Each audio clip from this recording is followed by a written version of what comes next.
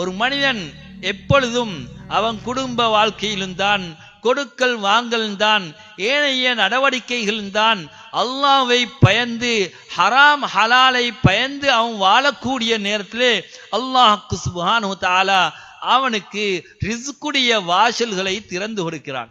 அல்லாஹ் தஆலா குர்ஆனிலே கூறுகிறான், வமன் யத்தகில்லாஹ யஜ்அல் லஹு மக்ரஜா. யார் அல்லாஹ்வை பயந்து நடக்கின்றார்களோ அவர்களுக்கு அல்லாஹ் தஆலா விடிவை கொடுக்கின்றான். அவர்களுக்கு நெருக்கடியிலிருந்து ஒரு வெளியாகக்கூடிய ஒரு இடத்தை அல்லாஹ் தஆலா கொடுத்து விடுகிறான். வயர்ஸுகுஹு மின் ஹைஸு லா யஹ்தஸிப். அவன் நினையாத புறத்திலே அல்லாஹ் தஆலா அவனுக்கு ரிஸ்கை அளிக்கிறான்.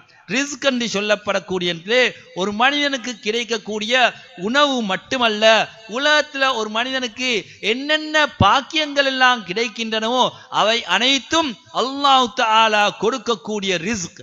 எனவே அவன் நினையாத புறத்திலே அல்லாஹ் தஆலா அவனுக்கு ரிஸ்கை கொடுக்கின்றான் என்று அல்லாஹ் தஆலா அல் குர்ஆனிலே கூறுகிறான்.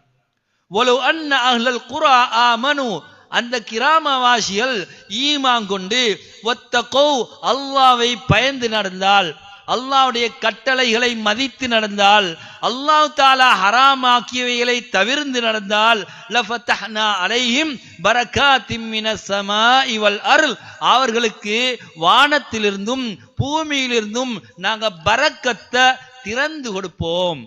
அல்லாஹ்வுடைய பரக்கத் என்றால் அது சுஃபீச்சம், அல்லாஹ் கொடுக்கக்கூடிய மனசில கொடுக்கக்கூடிய சந்தோஷம். அல்லாஹ் ஹைருடைய வாசல்களை அல்லாஹ் தஆலா இவனுக்கு திறந்து கொடுக்கின்றான் என்று அல் குர்ஆனிலே அல்லாஹ் தஆலா கூறுகிறான்.